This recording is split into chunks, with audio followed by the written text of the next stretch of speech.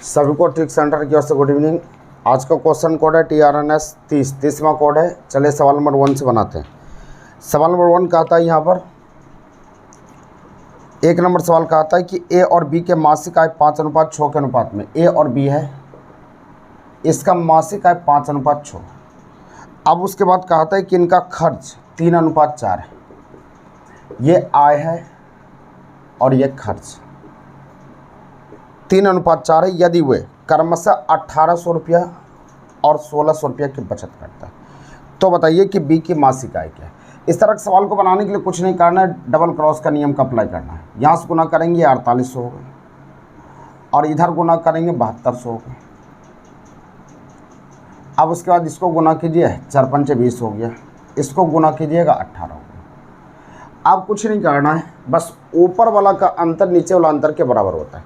यहाँ अंतर कितने का, 2 का, और यहाँ अंतर कितने का हो जाएगा, तो 48 2 50 और 22 हो जाए 2400 का अंतर हो जाएगा।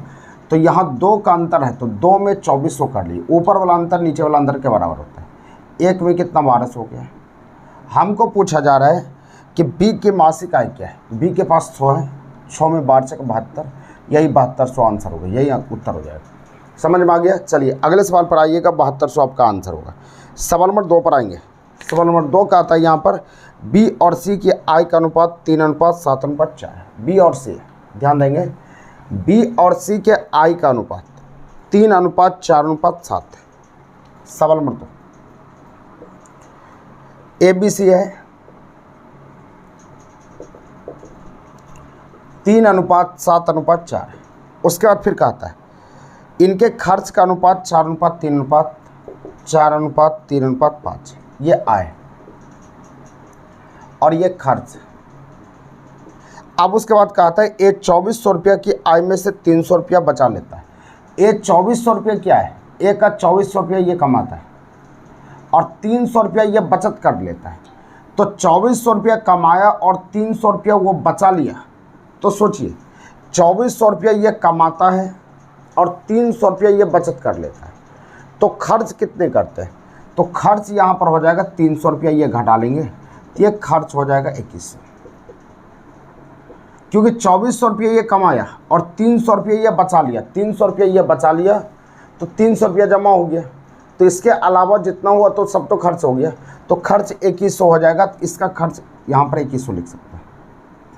अब यहाँ पर 3 में 2400, तो हमको पूछा जा रहा है यहाँ पर तो सी की बचत क्या है। तो सी की बचत के लिए इनकी आय ज्ञात कर लेते हैं और खर्च ज्ञात कर लेते हैं, दोनों को घटा लेंगे, यही बचत होगा। तो 3 में 2400, 1 में 800, 4 में 3200 हो गया। अब यहाँ 4 में 2100, तो 5 में कितना होगा, 4 में 2100। यहाँ बना सकते हैं हम 4 में 2100, तो 2100/4 हमको 5 में बनाना है। 5 से गुना कर लिए। अब इसको कटाते हैं, 4×5 20 हो गया, 4×5 20 हो गया। अब यहाँ पर बच गया 10, तो 10 बचा, 4 दूनी 8, 4 दूनी 8 हो गया। अब 2 बच गया, 4×5 20, 525। तो 525 गुना 5 कर लेते हैं, तो 525 गुना 5 कर लेते हैं। 25 के 5 बाकी 2, 5 गुना 10, 2 12 के 2 बाकी 1, 25 1 26, तो 2625 आपका हो जाएगा। तो 2625 यहाँ पर आ गया आपका ऊपर। अब सोचिए बचत कितना हुआ। ये कमाता है 3200 और खर्च करता है 2625। बस ये दोनों को घटा लीजिए, 575 आपका आंसर होगा। इसी को घटाना आपका आंसर है 575। समझ में आ गया। चलिए सवाल आगे बढ़ेंगे। सवाल नंबर 3 पर आइए। सवाल नंबर 3 1-2 बार वीडियो को देख लीजिएगा, आराम से समझ में आ जाएगा। सवाल नंबर 3 का आता है यहाँ पर ए और बी की आय का अनुपात 5:3 है। ए और बी है, 5:3 है, 5:3 लिख दिए। ये आय बोला तो आय लिख दिए। उसके बाद कहता है ए बी सी के खर्च का अनुपात, ए बी सी के खर्च का अनुपात है यहाँ पर 8:5:2। ये खर्च बोला। अब उसके आगे कहता है यदि सी का खर्च 2000 रुपया, सी का खर्च 2000 यानी 2 में 2000 हो गया, 2 में 2, सी का खर्च 2000 है तथा बी 700 रुपया बचाता है। तो बी 700 रुपया बचाता है, तो 2 में 2000, 5 में 5000, 2 कलम का दाम 2000 रुपया, तो 1 कलम का दाम 1000 रुपया, तो 5 कलम का दाम 5000 रुपया और 700 रुपया ये बचा लिया। खर्चा किया 500 और 700 रुपया बचा लिया, तो कमाता कितना है, तो 700 रुपये इसमें जोड़ देंगे, मतलब 5700 रुपया उनकी आय होनी चाहिए। तो 5700 आय होना चाहिए, तो 3 में 5700 कर लेते हैं। तो 1 में कितना 1900, तो 5 में कितना हो जाएगा 9500। तो हमको बोला जा रहा है कि यहाँ पर पूछा जा रहा है कि 1 का बचत क्या है, तो 1 का बचत बनाना है। तो सोचिए ये कमाता है 9500, तो 2 में 2000, 1 में 1000, तो 8 में कितना 8000 रुपया खर्च करता है, तो बचाया कितना 1500 रुपये की बचत हुआ। यही आंसर हो गया, ये उत्तर होगा। 1500 रुपया बचाता है, ये आंसर बन जाएगा। चलिए आगे बढ़िएगा, सवाल में आगे बढ़ते हैं। 4 नंबर 4 पर आइएगा। 1500 रुपया आपका आंसर हो जाएगा, ये उत्तर हो जाएगा 1500। 4 नंबर सवाल कहता है 3, 5, 6, 7 का प्रत्येक में क्या घटाया जाए कि ये संख्या एक दूसरे के समानुपाती हो जाए। तो समानुपाती बनाना है, एक दूसरे के समानुपाती हो जाए। 3, 5, 6 ध्यान देना है। यहाँ सवाल बोलता है 4 नंबर 3, 5, 6, 7 प्रत्येक में क्या घटाइएगा कि एक दूसरे के समानुपाती हो जाएगा, एक दूसरे के समानुपात बन जाए। इसको आप 2 तरह से बना सकते हैं, या तो ऑप्शन का सहारा ले सकते हैं, या फिर डायरेक्ट आप इसको हल कर सकते हैं प्रोसेस से। प्रोसेस हम लिख देते हैं, क्या घटाना है हमको नहीं पता है, x घटा लिए। प्रत्येक में घटाना है, तो इसमें भी x घटा लिए। समानुपाती मतलब ये इसका अनुपात और इसका अनुपात बराबर होगा, इसमें भी x घट जाएगा, इसमें भी x घट जाएगा। समानुपाती मतलब जब 2 अनुपात को आपस में बराबर किया जाता है तो उसको समानुपात कहते हैं। बस इसी को हल करेंगे, x बराबर आपका 9 निकल जाएगा। गुणा कीजिएगा, गुणा कोना को नहीं गुणा करके हल करेंगे, 9 निकल जाएगा। या ऑप्शन का सहारा लेना है तो ऑप्शन से बना लीजिए। तो प्रत्येक में 9 घटाया जब पहला ऑप्शन यहाँ पर 5, अगर 5 घटाइएगा तो यहाँ पर कितना होगा 2, और यहाँ पर 5 घटाइएगा 0, तो ये 0/2 कुछ नहीं होगा, इसमें तो 0 होगा नहीं, ये ऑप्शन नहीं होगा। अगर 9 घटा के हम चेक करते हैं तो 3 में से 9 जाएगा, तो 3 में से 9 जाएगा -100। अब 5 में से 9 जाएगा -7, अब 6 में से 9 जाएगा -3, अब 7 में से 9 जाएगा -2। अब देखिए ये दोनों कट गया, अब इसका दोनों का, इसको 3 बार में काटेंगे, दोनों बराबर हो गए, इसलिए x बराबर हो जाएगा 9, यानी 9 घटेगा तो समानुपाती हो जाएगा। ये आंसर हो। क्लास में बताया गया था, आपको समझ में आ गया हो। चलिए आगे बढ़िए। अगला सवाल कहता है 5 नंबर 14 और 17 का वर्गानुपात क्या होगा। वर्गानुपात मतलब स्क्वायर। तो 14 के स्क्वायर लिख लीजिए और 17 के स्क्वायर लिख लीजिए, आपका आंसर हो जाएगा। इसका आंसर आप खुद देंगे, आंसर क्या होता है। 3 और 5 का घनानुपात क्या। घनानुपात मतलब क्यूब करना है, क्यूब कर लिए, 3 का क्यूब और 5 का क्यूब। पिछला सवाल था यहाँ पर 5 नंबर था वर्गानुपात, 14 के स्क्वायर और 17 के स्क्वायर, सिर्फ स्क्वायर करके लिखना है और कुछ करना नहीं है। अगला सवाल है सवाल नंबर 7, 16 और 25 का वर्गानुपात। वर्गानुपात मतलब क्या, वर्गमूलानुपात, यानी कि वर्गमूल निकालना है। 16 और 25 का वर्गमूल निकाल लीजिए। 16 और 25 का वर्गमूल क्या होता है, ये 4 और ये 5, 4:5 हो जाएगा। ये सब सवाल आपको तुरंत बनाना है। अगला सवाल कहता है 343 और 729 का घनामूलानुपात क्या होगा। घनामूलानुपात मतलब ये क्यूब किसका है, क्यूब निकाला। वर्गानुपात मतलब वर्ग निकालना है, वर्गमूलानुपात मतलब रूट निकालना है। तो हमको 8 नंबर यहाँ बोला 343 और 729 का घनामूलानुपात। घनामूलानुपात मतलब इसको देखना किसका क्यूब है, इसको देखना किसका क्यूब है। तो आप ऑप्शन पर भी दिमाग लगा सकते हैं, 7 का क्यूब है और ये आपका 9 का क्यूब है। बस 7:9 हो जाएगा, 7:9 उत्तर होगा। समझ में आ गया, 7:9। आगे बढ़िएगा। अगला सवाल है सवाल नंबर 9। 9 नंबर सवाल कहता है यहाँ पर 4 संख्या 1:2:3:4 के अनुपात में उनका योगफल 16 है। सवाल नंबर 9 है कि 4 संख्या है, इनका योगफल है। योगफल यहाँ पर बोला जा रहा है 16, तो योगफल कितना 3, 3, 6, 4, 10, तो 10 में 16 हो गया। तो कहता है पहली और चौथी संख्या का योग क्या होगा। पहली और चौथी संख्या का योग यानी 10 में 16, तो 1 में 16/10, तो 5 में कितना होगा 16/10 गुना 5। इसको 2 बार में काट लीजिए, ये 8 हो जाएगा, ये उत्तर हो जाएगा 8। अगला सवाल कहता है कि एक पार्टी में प्रत्येक व्यक्ति ने प्रत्येक उपस्थित लोगों से हाथ मिलाया। यानी कोई पार्टी चल रहा है और सभी लोगों ने एक दूसरे से हाथ मिलाया। तो आपको 2 टाइप का सवाल पूछता है। इसमें कहता है कि पहला पूछता है कि हैंडशेक की संख्या क्या होगा, या दूसरा पूछेगा कितने लोग उपस्थित थे। इसके लिए बस एक ही सूत्र होता है, n इंटू एन माइनस 1/2। इस सूत्र का प्रयोग करिएगा, आंसर हो। अगर आदमी देगा तो हैंडशेक की संख्या पूछेगा, तो यहाँ हैंडशेक की संख्या दिया है टोटल 66, यहाँ 66 डाल दिए। n इंटू एन माइनस 1 बराबर 132 हो जाएगा। अब n के लिए पार्टी में कितने लोग उपस्थित थे, मतलब n का मान आपको सोचना है कि पार्टी में कितने लोग आए हुए थे। तो ऑप्शन डालिए, ऑप्शन यहाँ पर है 12, अगर ऑप्शन रखते हैं तो 12 में से हट जाएगा 11, 132 मेरा पूरी है, इसीलिए पार्टी में लोग n बराबर कितना होगा 12, ये उत्तर हो जाएगा 12। अगले सवाल की ओर आइएगा, सवाल नंबर 11। 11 नंबर सवाल यहाँ पर है, कुछ व्यक्ति तथा समान संख्या में घोड़े कहीं जा रहे थे। कुछ व्यक्ति x माने, ये व्यक्ति की संख्या है, और घोड़ा भी x है, कहीं जा रहा था, कहीं टहलने जा रहा था। उसके बाद फिर कहता है आधे व्यक्ति घोड़े के पीठ पर बैठ गए। तो इतना व्यक्ति था, आधा घोड़ा के पीठ पर बैठ गया, इसका मतलब आधा व्यक्ति चल रहा है, आधा व्यक्ति जमीन पर चल रहा है। और कहता है तथा शेष घोड़े के साथ चल रहे हैं यदि जमीन पर कुल पैरों की संख्या 70, यानी जमीन पर जो पैर चल रहा है घोड़ा और आदमी मिलाकर टोटल 70 है। आप सोचिए, आधा तो पीठ पर बैठ गया तो आधा आदमी चल रहा है, तो यानी x आदमी टोटल था, तो x आदमी यहाँ पर x/2 घोड़ा के पीठ पर चला गया, तो ज़मीन पर तो पैर लगेगा नहीं, तो इतना आदमी का पैर ज़मीन पर लगेगा। तो एक आदमी को 2 पैर, तो 2 से गुना कर लिए, इतना पैर की संख्या। यहाँ x घोड़ा है, इसको एक घोड़ा को 4 पैर होता है, 4 से गुना कर लिए, कुल मिलाकर 70 है, कुल मिलाकर जोड़ लिए। बस इसको हल करते हैं, 5x बराबर 70, x बराबर 14। तो हमको पूछा जा रहा है, हमको यहाँ पर पूछा जा रहा है, तो बताइए कि घोड़े कितने थे। घोड़ा भी पूछेगा तो 14, आदमी भी पूछेगा 14, यही आंसर 14 होगा। चलिए आगे बढ़िए, सवाल नंबर 12 पर आइए, 12 को देखिए।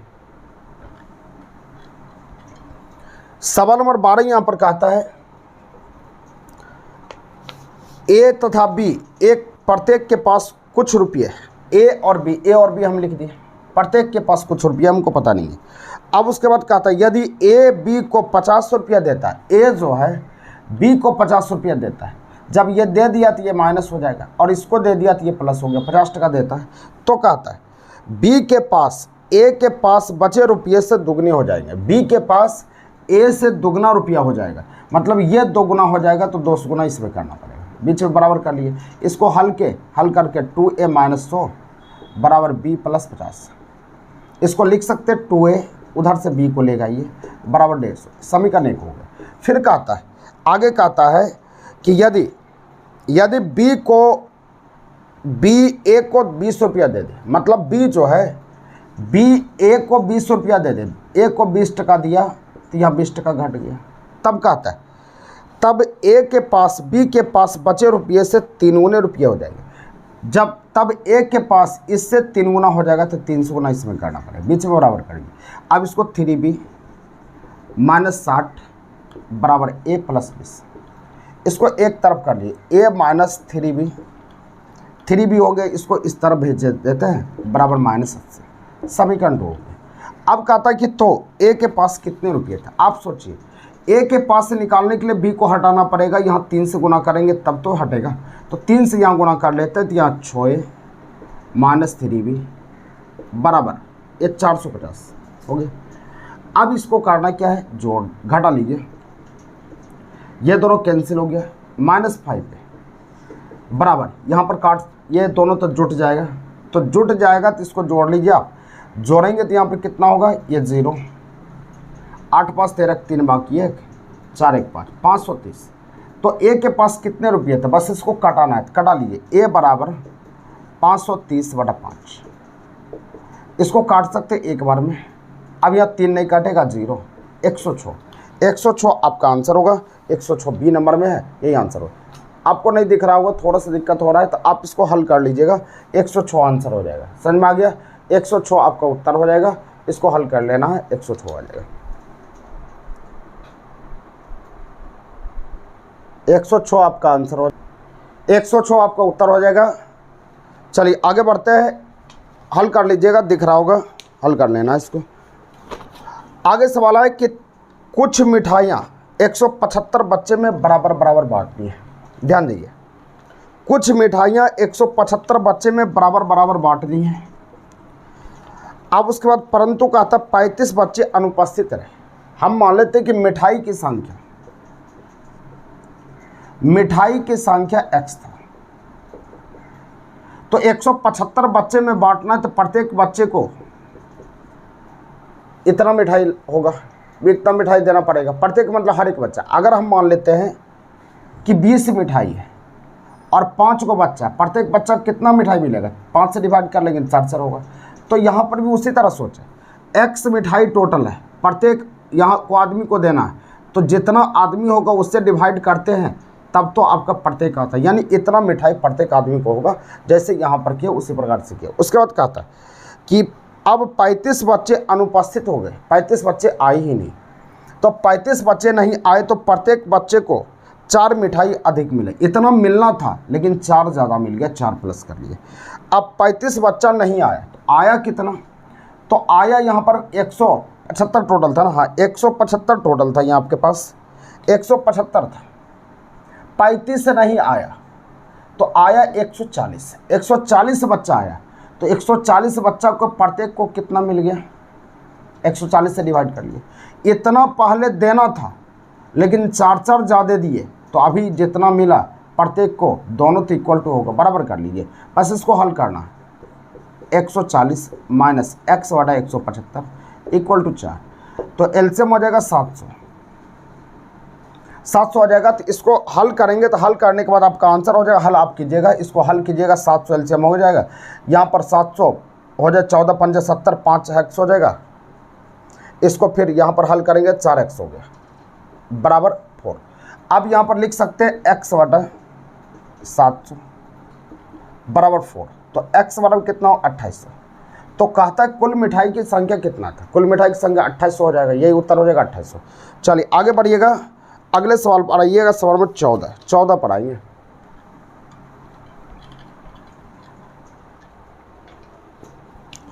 सवाल नंबर 14 यहाँ पर कहता है, 14 नंबर कहता है कि किसी विद्यालय में सभी छात्रों को 54 छात्रों की एक पंक्ति में खड़ा करते हैं, 54 छात्रों की एक पंक्ति में खड़ा करते हैं, लेकिन 30 पंक्ति बनता है। पंक्ति और कतार को मिलाकर टोटल स्टूडेंट होता है, मतलब इतना स्टूडेंट हो गया। अब कहता है कि 45 छात्रों की पंक्ति बनाना कितने बनेंगे, तो बस 45 से डिवाइड कर लीजिए, इतना ही आंसर होगा। इसको काटेंगे, 9 चौके 54, 9 पचे 45, इसको 6 बार में काट सकते हैं, ये 36 आंसर हो गया, ये उत्तर हो गया। रो और पंक्ति को गुना कर लिए और जितना खड़ा करना उससे डिवाइड कर लिया, आंसर हो जाए। जैसे यहाँ पर बोलेंगे 5 पंक्ति है और 4 कतार है, टोटल 20 बच्चा है।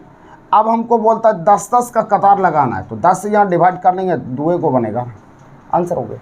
उसी तरह इस दोनों को गुना किए और गुना करने के बाद टोटल आदमी होगा 45 का लगाना, 45 से डिवाइड कर लिए, 36 आंसर हो जाएगा।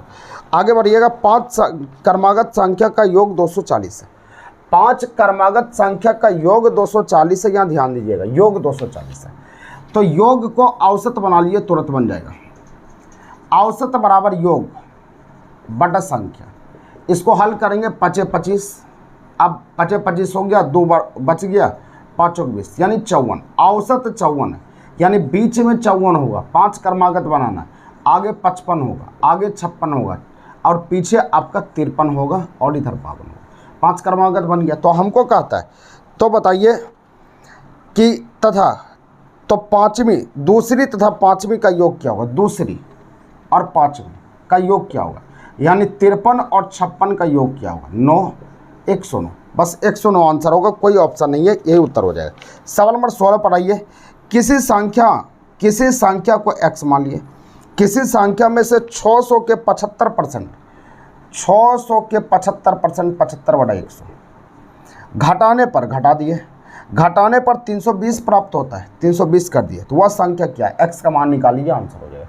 हम समीकरण को लिख दिए, x का मान निकालना है। जयेश अनिल से उतना छोटा है जितना वह प्रशांत से बड़ा, ये एज में कई बार बता चुके हैं, इसका सिर्फ सेटिंग कर देते हैं, आपको समझ में आना चाहिए।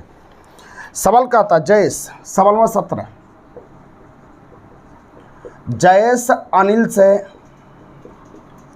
उतना छोटा है जितना वो प्रशांत से बड़ा है। जयेश अनिल से उतना छोटा है, तो अनिल इससे बड़ा होगा, जितना वो परसेंट से भरा है, सबसे छोटा परसेंट हो गया, ये 1 होगा, ये बढ़ा दिए 2, ये 3 हो जाएगा। अगर कहता अनिल तथा प्रशांत की आयु का योग, मतलब ये दोनों का जोड़, 4 में 48, 1 में 12। तो आंसर आपको पूछता है तो जयेश की आयु क्या है, तो जयेश की उम्र 2 है, तो 2 में 12 चौक 12 दूना 2 बराबर 24 वर्ष हो जाएगा, ये उत्तर हो जाएगा। अगला सवाल पर आएंगे। ए तथा बी के वर्तमान आयु 36 वर्ष तथा 16 वर्ष है, तो कितने वर्ष के बाद ए की आयु बी की आयु की दुगनी हो जाएगी। तो इसको ऑप्शन से ट्राई कर लिए, 4 वर्ष के बाद हो जाएगा। अभी 36 है, 36 4 40 हो जाएगा, और 16 4 20 हो जाएगा, तो 20 दूना 40 हो गया, यानी दोगुनी हो जाएगा 4 साल के बाद। ये कई बार बता चुके हैं। सवाल नंबर 19 पर आइएगा, 19 को समझिए। सवाल कहता है किसी बाल्टी में 66.1/2 66.1/2 पानी भरी होने की तुलना में 80% पानी भरी हो, तो कहता है यहाँ पर 2 लीटर पानी अधिक आता है। मतलब 80% पानी भरी हो और इसके तुलना में तो 2 लीटर अधिक आता है। तो दोनों का घटाव कर लीजिए, घटाव कर लेते हैं। 66 दूनी दुगना करके 1 जोड़ लिए, 6 दूना 12 के 2 बाकी 1, 6 दूना 12 13। अब यहाँ पर 132 + 1 133/2 हो गया। दोनों का अंतर, यहाँ 2 लीटर अधिक पानी आता है तो 2 यहाँ डाल दिए। अब 80 दूना 160 माइनस 133/2 में 2 लीटर ज़्यादा यहाँ डाल दिए। अब इसको हल करेंगे, हल करने के बाद यहाँ 33 7 40, अब ये 27/2 में ये 2 आ गया। अब यहाँ पर आप निकालेंगे 1 में निकालेंगे। हमको पूछता है, आंसर पूछा जा रहा है कि बाल्टी की धारिता क्या है, तो 1 में निकालिए तो 2 ऊपर चला जाएगा। अब उसके बाद 2 × 2/27, और यहाँ पर आपका 100, बाल्टी की धारिता 100 पर आता है, 100 पर गुना करेंगे, आंसर होगा। ये उत्तर हो जाएगा, यही आंसर हो जाएगा। इसी को हल करना है, आंसर बन जाएगा आपका। इसी को हल करना है, आपका आंसर हो जाएगा 14.81 आएगा, इसलिए 15 के करीब आएगा। इसको काटिएगा, 14.81 होएगा, इसलिए 15 आपका लगभग में आंसर होगा। चलिए आगे बढ़िएगा, और विशेष जब प्रतिशत पढ़िएगा समझ में आ जाएगा। प्रतिशत का ये खेल है, प्रतिशत में हम समझाएंगे आपको। सवाल नंबर 20 पर आइए। सवाल नंबर 20 को देखिएगा ध्यान से। 20 नंबर का आता है 50 केजी शीशा और टीन में 60% शीशा है। 50 केजी है, 50 केजी शीशा और टीन में 60% शीशा है, 60/100 मतलब 30 केजी शीशा है, तो टीन की मात्रा 20 केजी होगा, 20 केजी टीन हो गया। अब कहता है यहाँ पर, तो इस मिश्रण में कितना शीशा और मिला दे कि मिश्रण में 75% शीशा हो जाए। कितना शीशा मिलाना हमको नहीं पता है, मिलाना मतलब ये प्लस कर लिए, शीशा में शीशा मिलाइए, टीन को वैसे छोड़ दिए, 75% हो जाए। ये 75 तो ये 25 हो जाएगा। टोटल 100 पुराना है, इसको 25 या 75 3 बार में काट सकते हैं। कोना कोनी गुना कर लिया, 30 + x हो गया बराबर 60 होगा, तो x बराबर कितना होगा 30। बस ये आंसर होगा। 30 केजी शीशा मिला देंगे तो 75% शीशा हो जाएगा, आंसर हो जाएगा। ये कई बार हम बता चुके हैं क्लास में। चलिए आगे बढ़िएगा, सवाल नंबर 21 पर आते हैं। 21 नंबर सवाल को देखिएगा। 21 नंबर का आता है 7% लवण में 12 लीटर मिश्रण में 12 का 7% निकाल लिए, बरसते 84 हो गया 0.84, ये लवण हो गया।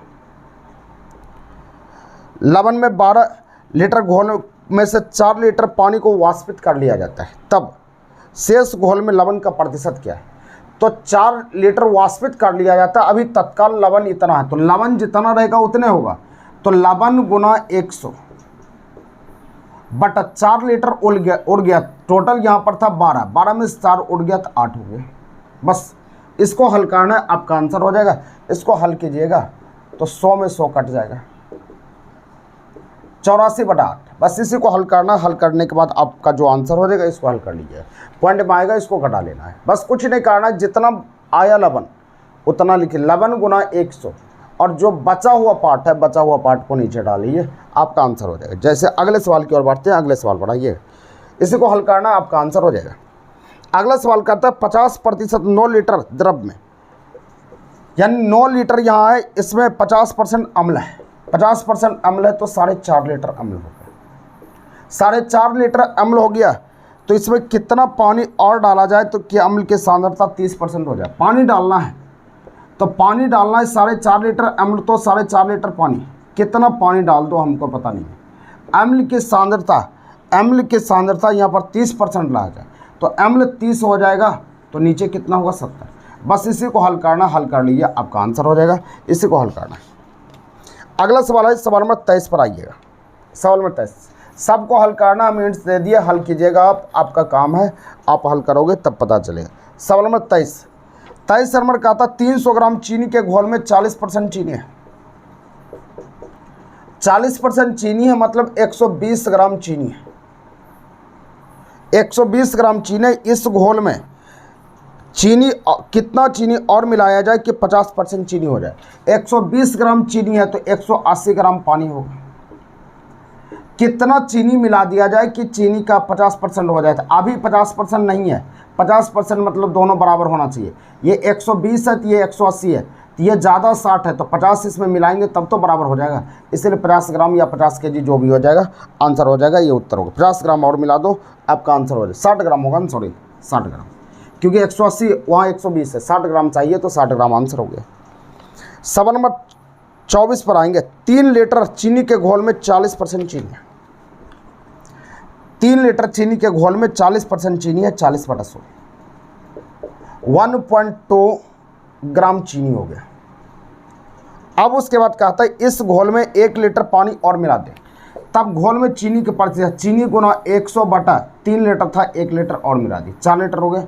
बस इसी को कटा लीजिएगा, आपका आंसर हो जाएगा 1.2 गुना 25।